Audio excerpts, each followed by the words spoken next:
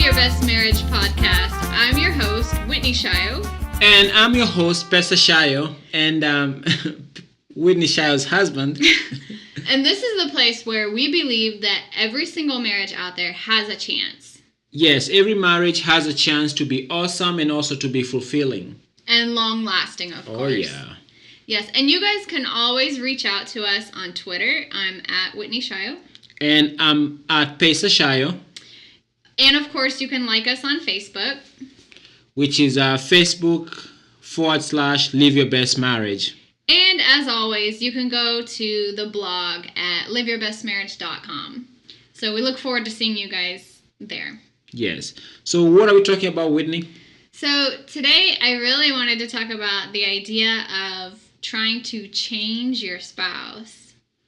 Okay. Yeah. So I kind of started thinking maybe it's not a good idea to try to change the person you marry. Is it something that you have experience in, trying to change your spouse? No, I don't. Actually, I don't think I do. Okay. Okay. No, I don't think I do. I'm a pretty laid back person. I don't really have like strict requirements for someone to be a certain way. So I don't know. Okay, well, I guess obviously you would disagree, but I don't. I know I don't. Okay. So I guess that's for another episode. Yeah. So basically, what I was thinking is, why would you want to change the person you marry? Why would someone want to do that? Because I don't know.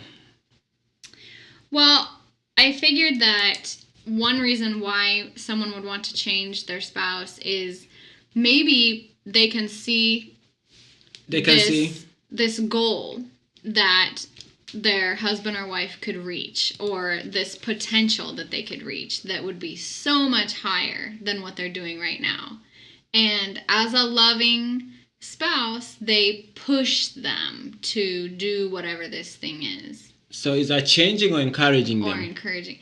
Well, I don't know, because there's a line that could be crossed. You could go from trying to encourage to like demanding. Okay. Does that make sense? Because if it's a particular goal that one spouse comes up with and the other one is not interested, or they're interested in something totally different. Yes. To me, that would look more like it's one spouse trying to push their idea of what would be great, or what would make the person great. Okay. So I thought of an example, like if they have two different personalities, if one is an introvert and the other is an extrovert. So the one who enjoys, obviously, going out more or doing more activities that involve large groups of people. Okay. If they decide, okay, you know what? My wife is just so introverted and she really needs this. She needs to get used to being around people. Okay. So I'm going to find a hobby for her to just go ahead and sign up so that she can just go out there and be immersed in a crowd of people. But he knows that that would make her extremely uncomfortable because that's just not what works for her. Okay. Because the whole idea of being an introvert to begin with is your resources are like from within. Like you actually turn inwards rather than getting energy from being around people. So being a loner. But no, it's not a loner, but being alone, right? Within. Just be sitting there alone. Having some quiet time to think, and instead of like, because being in a huge crowd could actually be very draining for someone like that. Okay. So what do you think of a husband? And this would work either way, husband or wife. What would you think about that? I think that it's a good idea for him to help the wife go out more. Mm-hmm. Yeah. To go out more. Yeah. Okay. But then when could it get to a point where she feels like it's too much for her? would it be inappropriate at that point for him to keep pushing? I think once the word pushing comes in, it's being used negatively, but maybe encouraging. You But are if- encouraging, so to me, the husband is trying to help the wife, and the husband is literally encouraging the wife to be out there doing more things. But why would you encourage someone to reach a point where they're uncomfortable or they actually feel like you're not okay with who they are? To me, that seems unfair. To encourage somebody to get to their best. But what's the definition of best is not coming from her. It's coming from the husband. But I thought you said that the wife wanted to do that. No, it's one spouse thinking that it is an absolute must. So one for spouse the other thinks spouse. the other one has to go outside. So the other one should not be a hermit. Are you talking So that? basically, Are you talking about like one spouse is being a hermit? She's locking herself in the room because she's an introvert, and the other one is trying to get them out. Because to me, it sounds like that they are depressed.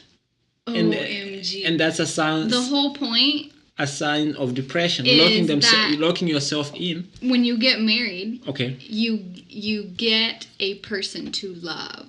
You do not get a project to build. Okay. So you are, your role is to love this person. Yes. Be loving and accepting. Yes. They're not a project. They're not something that someone needs to work on. But you see, where do you draw the line? Because if somebody is locking themselves up in the room and they call it being introvert, where do you draw the line? I wouldn't say it's locking themselves in a room. Is getting help for this other spouse, is that being seen as trying to change them? Now do the flip side of that. Okay. Let's do the opposite. How would the extrovert like it if the introvert said, you know what? No more people for you. No more big crowds. No more parties. You're going to stay right on this couch and you're going to read with me every single weekend. And be a couch potato. But you're going to stay in the house. I don't think the extrovert would appreciate that. So that's a really good way to know if a line is being crossed, is if you stop and you ask, okay, would the other person appreciate this if the roles were reversed? The truth is, the other person won't appreciate to be locked in a room and be a hermit. Nobody wants to be a hermit. So basically, my whole point here is, again, I go back to when you get married, you have just gotten yourself a person to love, not a project to work on or change. So one of the best ways, if there are things that you would like to see different, if there are things that you would like them to change, I think the best place to start is to create an environment or an atmosphere that actually promotes growth and change. Which would be start by being nice, by being loving and accepting, just show grace. And I think that is the perfect environment for someone to start growing or just become a better person. And who decides what's a better person? No, because you can also view marriage. Aren't you trying to change somebody if you're saying that they are not a good person and you want them to be?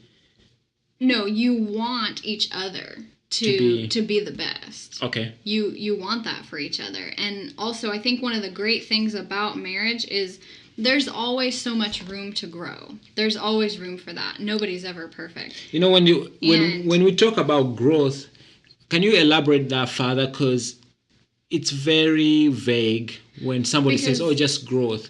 You're going through life together. Okay. So you're, as husband and wife, you're actually watching one another fail. There are so many different journeys that we go through in life. You can talk about parenthood. You can talk about your careers. You can talk about just their relational, how healthy they are in regards to the way they relate to their relatives and just people. So is that growth? You can grow, like, it's the process of becoming more mature, getting better, improving, learning. There's just so many ways To grow. Yeah. Okay. And so, but as husband and wife, the cool thing about it is you guys are there seeing For each each other. other. You're seeing this whole thing play out right in front of you because you're next to each other every day. So who decides that this is growth and this is not growth? I think the individual would, but and there's always those opportunities for the spouse to notice when they're having a hard time and to step in and say, hey, would you like some help with this? And that has actually happened for us just in the last couple of months. Okay. I was feeling overwhelmed with some of the projects that I've taken on. And I was like 2 seconds away from sending an email saying I just want to quit the whole project. But Pesa noticed that something wasn't quite right with me. And he's like, okay, if you're overwhelmed with all of these things, how can I help? And he literally asked me the question, how can I make this situation better for you? Yeah. And so just by asking that question, I knew I had a friend helping me. Oh. So that's what I'm talking about because when I had that feeling of being overwhelmed, that was an opportunity for growth because of the decisions that I was about to make. I could have, whatever I decided on how to get through that, I would have been a different person after it was over. I would have learned something from it.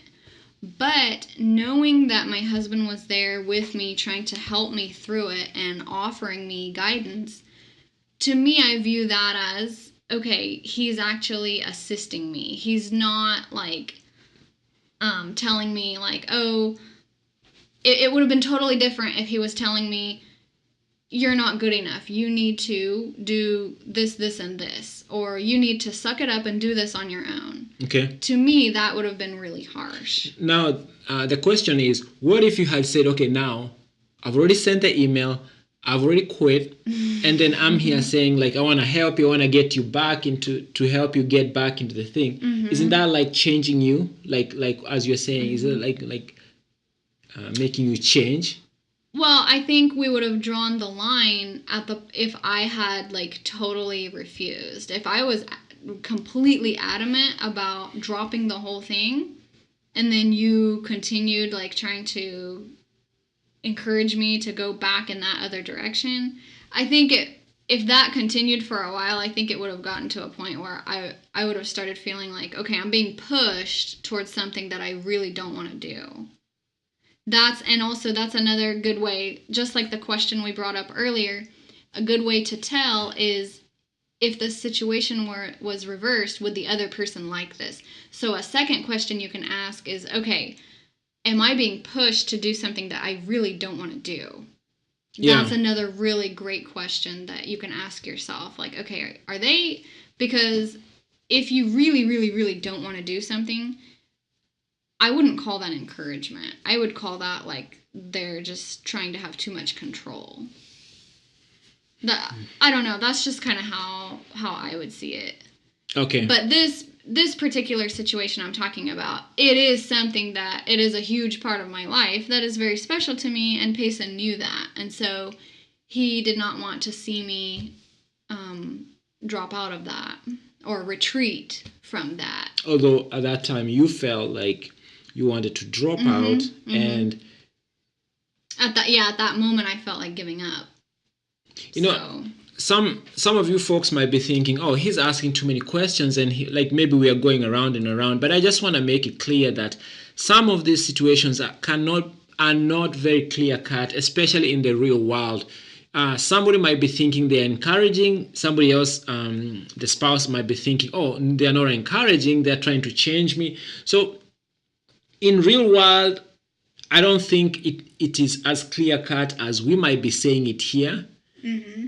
And I guess you just have to have that feel for your spouse. Like you just have to know them, and you just pretty much know your spouse and know, like, am I really pushing them, or am I trying to change them? Is this too much for them? Like, what can I do to help them? So it's not that clear cut. What do you think? Well, you're right. It's not that cut and dry. Yes. It really isn't. Even for us, it hasn't been. But again, I want to try to give tips for seeing if this is happening, because every marriage is different and the way that every couple relates is different. It's not the same. So again, if you hear certain key words, like if one spouse comes and says, hey, I really just get the vibe that you don't accept me for who I really am. Okay. Or you're not happy with the way I am. Then to me, that would be like a major red flag. I don't know, to me, I would take that as a sign that, okay, something is not quite right here. So, but I mean, I just go back to, you just know your spouse. Because what if somebody comes and is like, yeah, you don't accept me the way I am, and at that time, they are actually cheating. Oh, cheating? Yeah. It's like, somebody can say, hey, you know what, you don't accept me the way I am. I think I've been called to do this. I feel like this is something that I'm trying to do, like it's a good thing. What do you tell that person? Called to have an affair. Really. Again, somebody can be as crazy as that. They can make the argument that they can make their argument they are not being accepted. Because they're not faithful? Again, I just go back to, you know your spouse, and you guys, it's not as clear cut as we are saying it here. But a serial cheater, though, that's not healthy for either of them. So I think that's that's beyond this issue that we're talking about. I don't know, that's how I see it. Because you've made that decision. I'm not saying I'm cheating. I'm just saying that just and again, it can be ridiculous, but you know your spouse, and there's some things that each relationship is different. To something I might think it's like way out there. Some couples are like okay with it, and I'm not talking about cheating. I'm just talking about just day-to-day life. And to some, like today, we went and took a walk. We took a walk in a nature trail.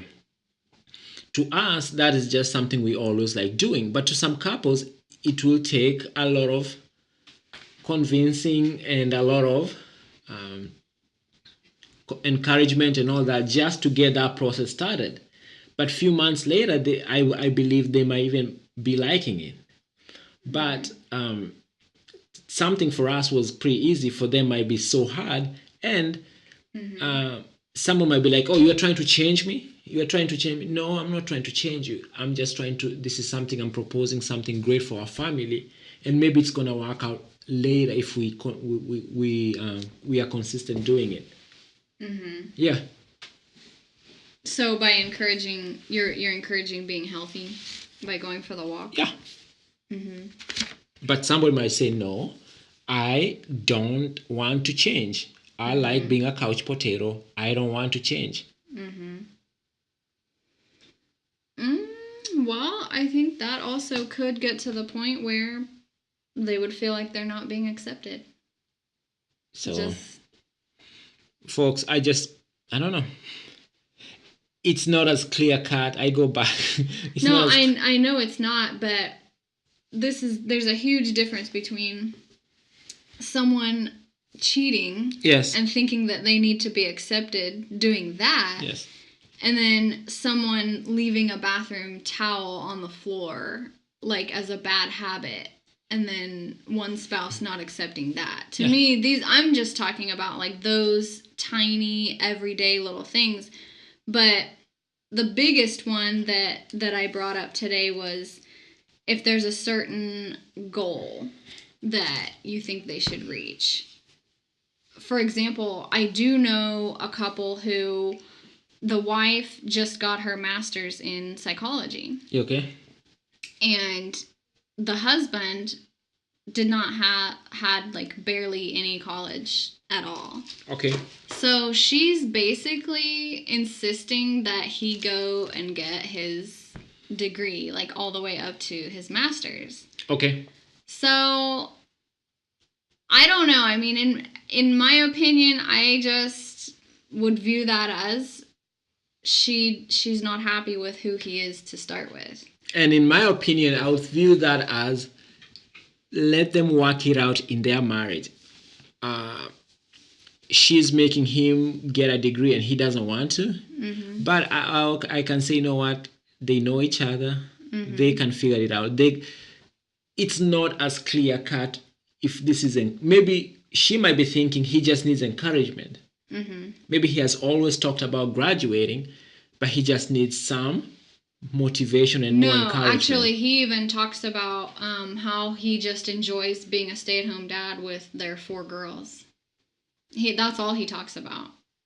And he used to be, I guess he was a chef at one point. And so cooking is definitely like his thing. But the wife is insisting that he has to like have a certain level of education.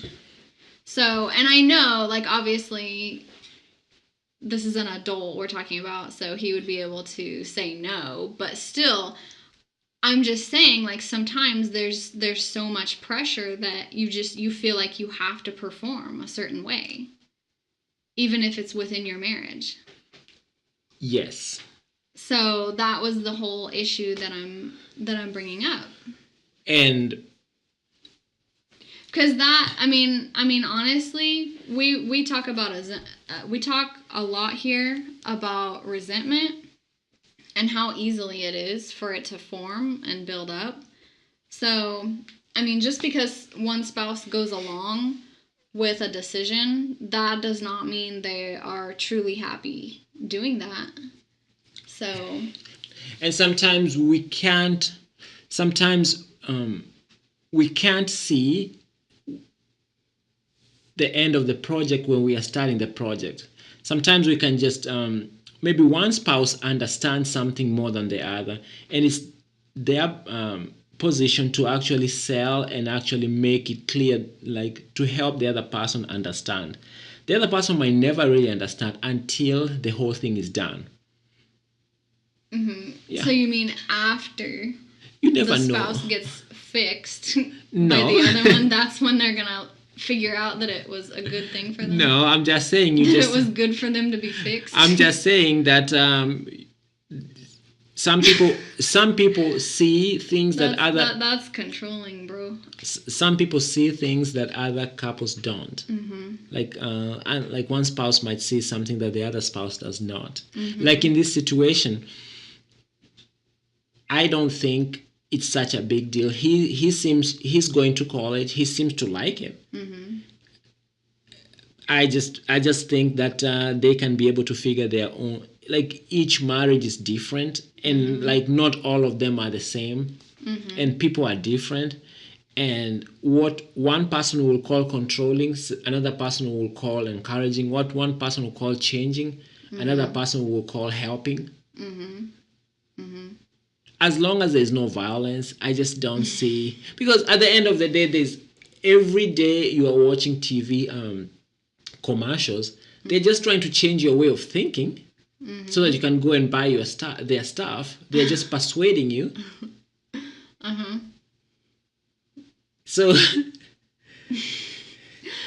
okay, so I just thought that the more energy that goes towards building or changing someone else, the more you'll actually neglect yourself. Okay. The less growth you'll actually have for yourself. But I don't know, because to me, I really just wanted to point out that whole issue of there's an issue of contempt in some relationships, and it might not be as huge as it could be, because it can really accumulate after time. But contempt basically means that one person really believes they are superior to the other. To the other one. And that their ideas are the ideas. So that was just something that I wanted to explore. So one person's idea they're better than the other. Right. I mean, to me that doesn't really make sense. I mean, and you're bringing up issues of, well, if they both agree, then what's the problem? Yeah. So, and I get it. I mean, if they are both in agreement with it, that's fine. But again, if there's that feeling of like one person is being pressured, I don't know. To me, that's not like 100% agreeing. So in this situation, how would you handle that situation? What would you, if you are going to talk to this couple, how would you handle that conversation? If I was going to talk to them? Yes.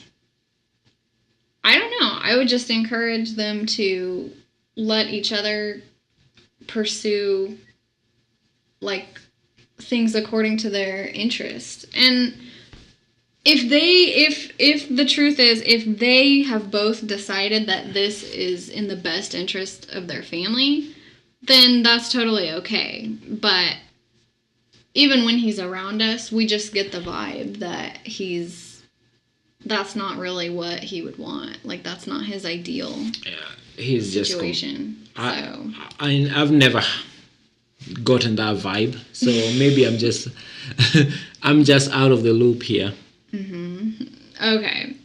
So, folks, just to recap, earlier we mentioned that you can, if you start to feel this issue coming up, one question that you can ask is, would my spouse like this if the roles were reversed? If this was happening to them instead of happening to me, how much would they like it? How much would they want to be told what to do? And then the second issue was, if one of you starts feeling like, okay, I really don't feel like I'm being encouraged anymore. I feel like I'm being pushed to do something that I really don't want to do, or something that I don't like. And the third thing is, things can get pretty rocky if one person really believes that their ideas are the ideas, and because that can turn into contempt. And as we mentioned a few minutes ago, contempt in marriage is the belief that one person is superior to their spouse. Yes. But I think, to me, the biggest thing is if both husband and wife can have what I call a shared vision of the future of their family, so that everything will be based from this shared vision of where we want this family to go in the future. Because I think if both of them do the work to begin with in the beginning and come up with a vision that both husband and wife share in. So they have a common destination that they're going towards. Like a common destination that they both agree on. So these little things on our way to that common destination will be easy to hash out, because we all know where we are going as a couple.